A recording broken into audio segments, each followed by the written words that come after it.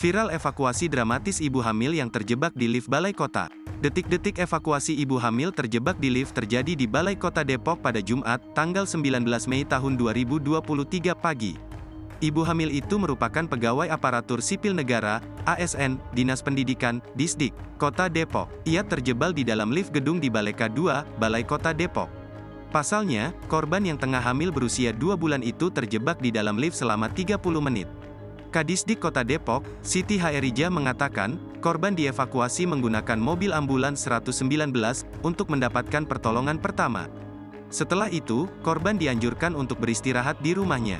Siti berharap kondisi yang dialami pengawainya tidak memengaruhi kesehatan janin yang baru berusia 9 minggu tersebut. Adapun peristiwa itu terjadi pada saat jam masuk kerja, Jumat, tanggal 19 Mei tahun 2023 pagi.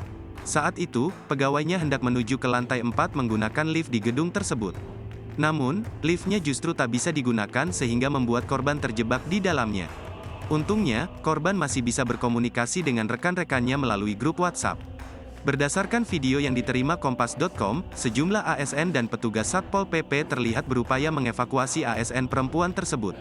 Mereka tak menggunakan alat untuk mengeluarkan perempuan yang terkurung seorang diri di dalam lift. Berselang beberapa menit, pintu lift pun terbuka setelah para ASN membuka paksa dengan tangan kosong. Kemudian, perempuan yang di dalam lift pun akhirnya bisa keluar dengan raut wajah lemas.